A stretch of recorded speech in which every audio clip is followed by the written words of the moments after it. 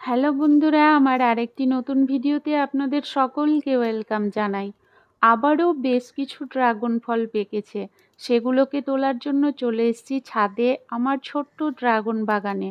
এবছর আমি অনেক ড্রাগন ফল তুলছি, কিন্তু শেষ আর হয় না। আপনারা একটু লক্ষ্য করলে দেখতে পারবেন গাছে আরও কত বিভিন্ন সাইজের ফুল ফল এখনও আছে। আর এই পাকা ড্রাগন ফল তোলার পর্ব চলতে থাকবে নভেম্বর মাসের প্রথম দ্বিতীয় সপ্তাহ পর্যন্ত। ড্রাগন ফল গাছ এমন একটি ফল গাছ যেটি থেকে আমরা টানা ৬-৭ মাস ফল পেয়ে থাকি। অন্য কোনো গাছ থেকে এতটা সময় পর্যন্ত ফল পাওয়া যায় কি না আমার জানা নেই।